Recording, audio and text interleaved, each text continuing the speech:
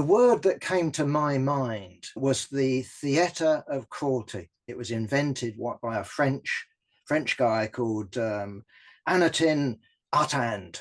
And this was in the early years of the 20th century. He was a surrealist that got himself kicked out of the surrealists. And what's interesting about his theatre is that cruelty was meant to expose the, how should I put it, unacceptable relations between people.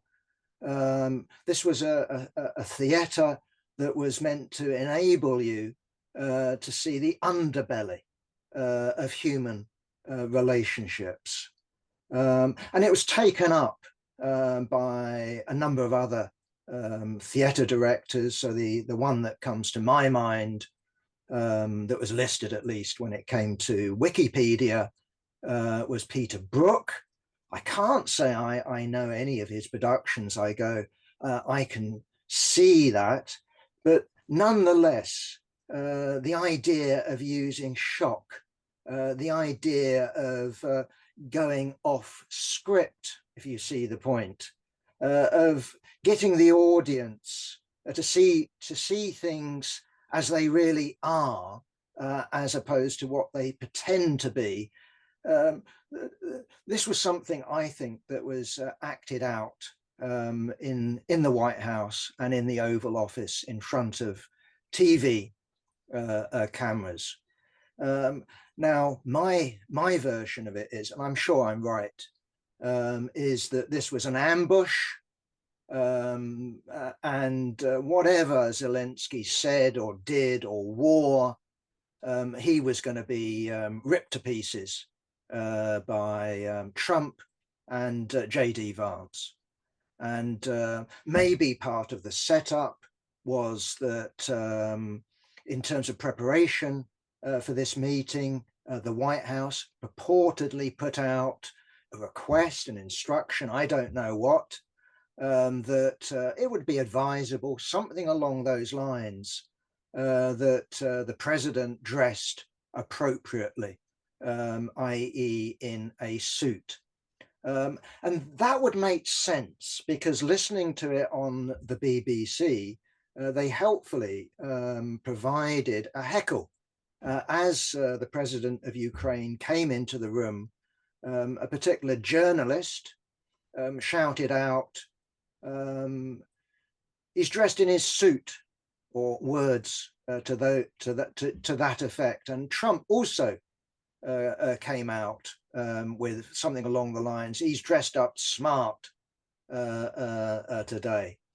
We know now, at least I know now, even if I saw it on TV, I wouldn't have known the guy, but we know now who the journalist was that was responsible for this heckle. It's one journalist called Brian Glenn. I hadn't heard of him either, but if I said to you that he's the current boyfriend of Marjorie Green Taylor, you'd be going, wow, yeah, that story now makes sense to me. We know the relationship between Marjorie Green Taylor and Trump. We know, her politics. And so, okay, we don't know whether this was closely choreographed, but it wouldn't surprise me if this journalist had been either given a copy of the advised dress code or told about this is what the White House had been saying to Zelensky. Either way, if he'd come in a suit, he would still be subject to the humiliation that he was. What about Zelensky? Did he handle it right? I don't think he could have handled it any differently. I mean, he could have on one level, but whatever he did, he was going to get done. And I think, again, I don't know. I've tried to read a decent account of the man. You cannot read one, at least not that I've discovered. Apparently, there are dreadful biographies of him that the reviews I've read said, don't bother reading them. and I sort of follow that advice. We all know the backstory of Zelensky, on the other hand, a good actor, a good comedian, a successful actor, a successful comedian, a successful director as well. So he knows how to act. And as we all know, the paradox is that his famous part in his TV series, which he was one of the producers of, had the character of a Ukrainian teacher who accidentally ends up as president. And lo and behold, there you are, the character becomes the man, becomes the president. What, of course, the TV show didn't predict is that he would go from being the anti-corruption president, and I'm saying that in inverted commas, go from the anti-corruption president to the wartime leader and hero of the West. So he was a hero of the West, yes, in terms of this election campaign. He was marketed very successfully. He got, 73% of the recorded vote. And then we had the special military operation beginning something like 3 years ago. And what Zelensky, and this is what I'm trying to get into his head, what Zelensky would have been used to directly after that is being feted. Feted in terms of when he goes on a foreign visit, he would turn up in Washington, he'll be taken to joint session of the Congress, he'll be taken to 10 Downing Street, he'll be taken to the Elysee Palace, he would be taken and greeted as a hero everywhere he went. And indeed, until relatively recently, you could make the same argument internally. And certainly, his party, Servant of the People, a completely manufactured party, has got a clear majority in the Rada. Zelensky has got no problem getting stuff through the Ukrainian parliament. But of course, what we have in Ukraine today, ever since the special military operation began, is martial law. And that's how Ukraine is run. So how well, or if at all, Zelensky was with his crucial meeting, how well he was prepared for his crucial meeting with J.D. Vance and Trump, I don't know. But I would have thought he'd thought about it. I would have thought he'd been rehearsed. I would have thought he would have been advised, practiced. How do you respond? He would also be aware of the two previous notable visits. And I'm not thinking about Netanyahu, who was never going to be given a rough ride in the Oval Office. I'm thinking about Macron, and I'm thinking about Starmer. And what they seem to have been advised is, well, sort of be humble, but show some backbone. That seemed to be the formula. So we had Macron correcting Trump. We had Keir Starmer coming out of the meeting, at least with the idea that the United Kingdom might escape tariffs that might be imposed on European goods. In other words, Macron had a good meeting with Trump, and so did Starmer. Either way, clearly Zelensky went in. I don't think he was expecting to be treated as the hero by Trump, but he was going in prepared to disagree, just as Macron had done, perhaps as Starmer had done. Either way, he was on a loser, and we saw what Trump did to him. We saw what J.D. Vance did to him. All his stuff about, well, we've been invaded, all the stuff about wanting a security backup. He was basically slapped down. You've got no cards in your hands. Don't come to us telling us what to do.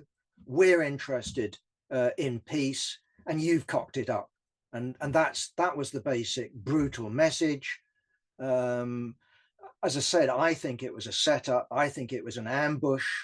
Okay, that didn't include the banquet afterwards. The cooks hadn't been told, don't bother with a banquet. They prepared the banquet. It was there ready for them to go to. And apparently the staffers, the young staffers, had a right nosh up after Zelensky was shown the door, and he was shown the door.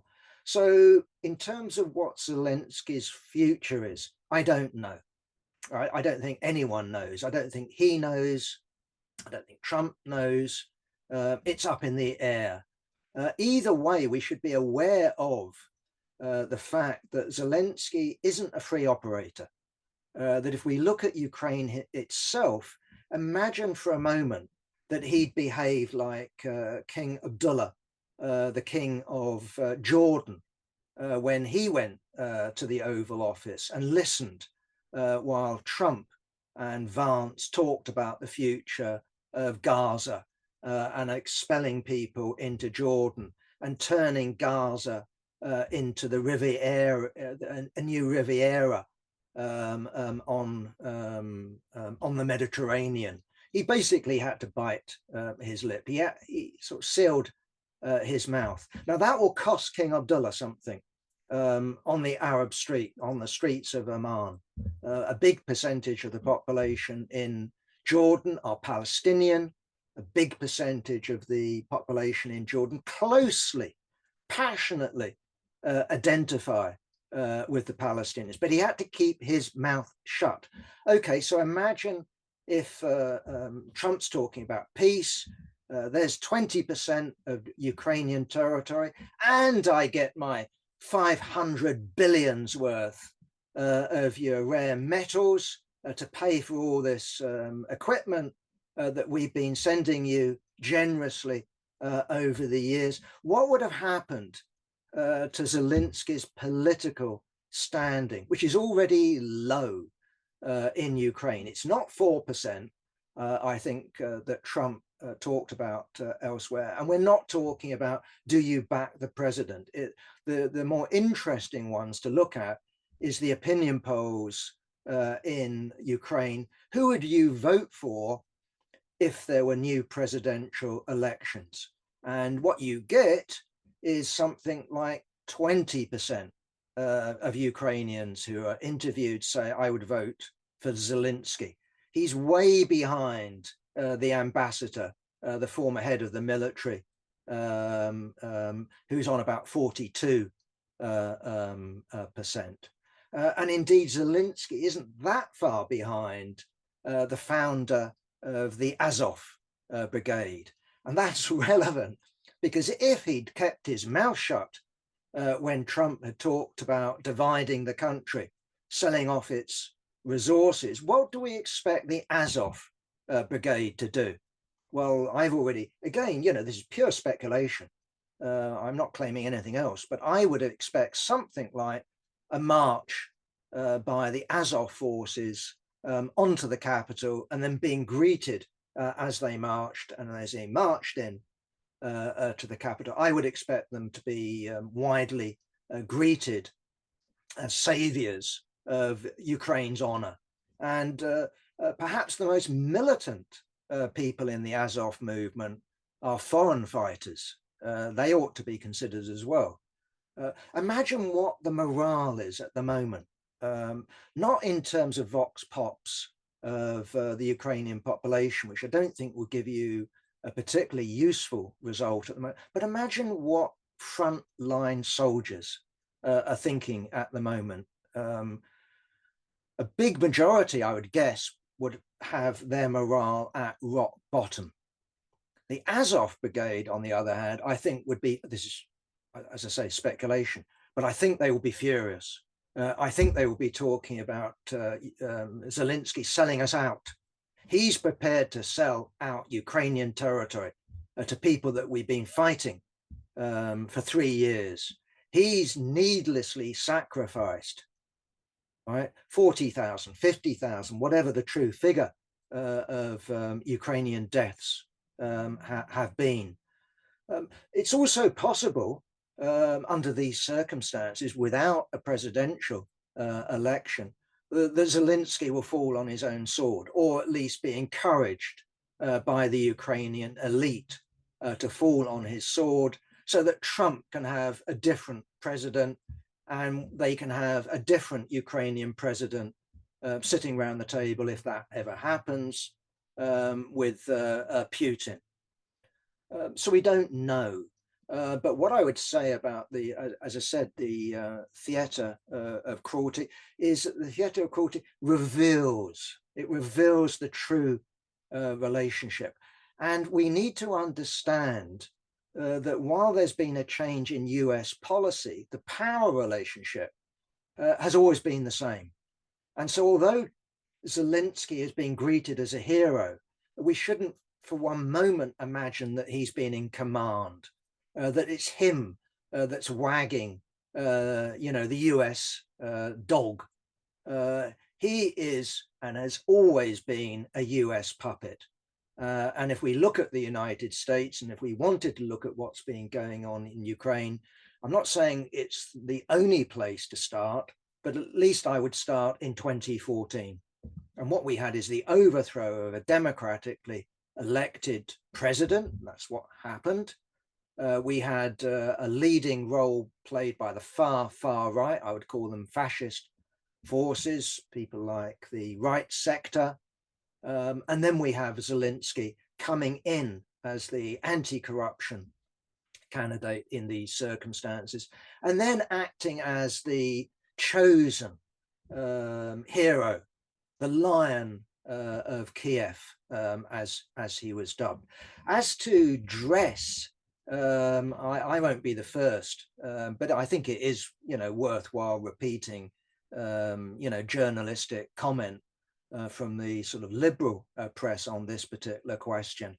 I myself thought, when I heard this, haven't I just seen pictures, at least, stills of a certain Elon Musk in the Oval Office? Haven't I just seen pictures of Elon Musk joining the cabinet meeting? He's not a member of the cabinet, but there he was. And what's he dressed in? A baseball cap, jeans, a t-shirt.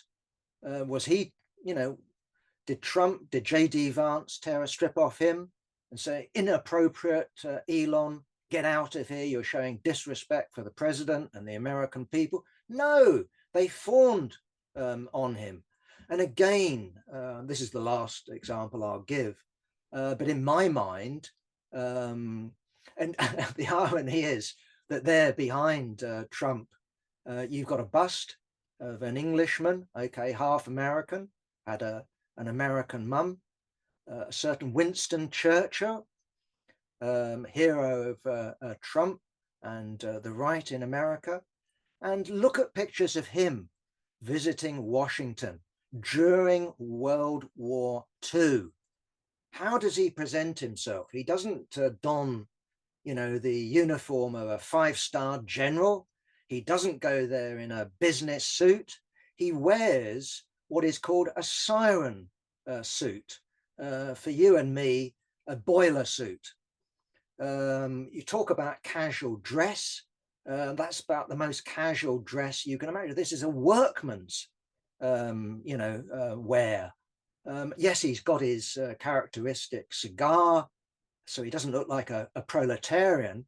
Nonetheless, does anyone say that Churchill showed Roosevelt and the American people disrespect for turning up in a siren suit? No, he's clearly marketing himself as a wartime leader in exactly the same way as Zelensky was advised to do, or chose to do, I would have guessed, advised to do consistently wherever he's appeared, in public, both in Ukraine, on the front line, in parliaments, in congresses, meeting with prime ministers, meeting with royalty. He always presents himself as a wartime leader. Now it's become unacceptable. So he was going to lose. He was always going to lose because Trump wants his deal. He both wants his 500 billion, but he also wants to do a deal with Putin. Now, whether Zelensky resigns, whether Zelensky eats humble pie and is then overthrown in an Azov coup, it doesn't make any difference to the political and strategic and economic weakness of Ukraine. That's not going to change. The question then comes, is Europe serious about substituting for the United States? Well, I adopt what I would call a skeptical attitude. If we look at the figures, it's true that Europe as a whole has supplied more in terms of equipment and arms to Ukraine than the United States by a margin, a narrow margin, but nonetheless, throughout the 3 years, Europe has supplied more. The question is, once you start digging down into that equipment, you see it isn't quite as straightforward as that, because amongst the equipment, which would certainly be high value, way up there in the millions and millions of dollars worth of equipment, for example, would be F-16 fighter aircraft. I don't know what they cost. They're not as expensive as the latest generation of US fighters, i.e. the F-35. They're fourth generation as opposed to fifth generation, but Europe has been supplying them. And anyone who knows anything about, and I've educated myself over this period, anyone who knows anything about fighter aircraft will know that they take an awful lot of maintenance. So for every hour that they fly, and they're not a war winner in Ukraine, but for every hour they're in the air, they take something like 15 hours of maintenance. And the maintenance isn't just about refueling them and tightening a bolt here and a nut there. It's also about replacement parts. And where do the replacement parts come from? Primarily the United States. So Europe is supplying, at least in some measure, US equipment to Ukraine, which relies on constant supplies of spare parts if they're going to be kept in the air. Again, just to illustrate it, not because they're a war winner, but because they, served a symbolic purpose, and that is these British, French missiles. In France, they're called Scalp. In Britain, they're called Storm Shadows. Remember the big fuss that there was about Keir Starmer supplying these missiles? The point about these missiles is that, of course, that Putin said, if you use these missiles, we will regard this as an attack by NATO. And you go, as the BBC did, as the propaganda voice of Ukraine and NATO. What's it got to do with NATO? Well, anyone who knows anything about these missiles will know that they are pinpoint accuracy. And so they're used not to bombard the other side, they're used to take out command posts. They're used in order to strike at particularly important either strategic or tactical targets. So take out a bridge, take out a defended, in terms of concrete, command post. But the point would be, in order to give you pinpoint accuracy, which is what they have, you rely not just on GPS, you rely on military GPS. Well, both systems are American systems. And if you just launch these missiles on the basis of a pre-programmed view of the terrain, you lose the accuracy. Either way, the point I'm making is, if you look at what enables Ukraine to put up the fight that it's done, it's not just equipment that's come from Europe, it's US technology. And if you look at how Ukrainian commanders communicate with their front line, and Trump has made that point, it's because of Elon Musk and Starlink. So when a commander picks up the phone, talks, what's going on the front line? This is because of Starlink. What can be turned on can be turned off. GPS, military level GPS can be turned off. Starlink can be turned off. The supply of spare parts that keep your F-16s running, and not only your F-16s, but your Abraham tanks, your howitzers, your personnel carriers, your howitzers. All of this American equipment will need replacement parts. Trump can simply turn it off. And the idea that Europe can go ahead and substitute without the agreement of the United States, and I'm emphasizing that, I don't think is credible. So they could go ahead and back Ukraine, spend taxpayers' money, European taxpayers' money, perhaps with the permission of Trump. But I don't believe myself at the moment that they are capable of doing it or would want to do it against the wishes of Trump. So you might end up in a situation, a big might, that Russia agrees some sort of ceasefire. That's what the Kellogg plan that Trump has been committed to way back in the early months of the presidential campaign before he won his supermajority. So we know that that's on the table. We don't know whether Putin will accept it. Either way, one of the suggestions is that Europe supplies frontline soldiers to be peace keepers. Now, is that going to be acceptable to Putin? I haven't got a clue, but I can sort of see why Lavrov, the foreign minister, says that is not on. This will be NATO troops, remember, on the borders of New Russia. Maybe they go, okay, we get 20% of the land. You extend, in effect, NATO up to these new borders, and you replace Ukrainian frontline troops with a load of French, British, German, Polish, Scandinavian troops. Who knows? But I would also just say this, that precisely, it's not only Zelensky who can have shit happen to him, like the election of Donald Trump and a new politics, which makes sense to me. I mean, you could say that is Trump just wanting to win the Nobel Peace Prize? Maybe, but that's not what it's about, surely. No, it's surely about trying. I'm very skeptical about the success of it, but trying to prize Russia away from its alliance with China. That makes sense to me. That sort of fits the pieces together. So hence the importance of Trump raising the question of the G7, i.e. the revival of the G8. In other words, Russia, you can join as a junior member, but you can join the imperialist club, maybe. If you're Putin, if you're the FSB, would you bank on Trump lasting not 4 years? That's reasonably safe. Is he going to get a third term? Maybe, maybe. J.D. Vance, will he have a sort of a shoe-in as the replacement? No one knows. So we don't know yet, and Moscow won't know.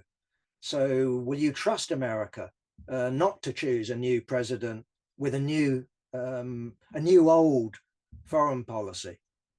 We haven't heard anything from the Democrats that tell us that that's going to happen. So there's also the possibility, remember, under these conditions, that they don't sign a deal and Trump goes and says, okay, under these circumstances, we're going to go all out in this war. What then happens in Moscow?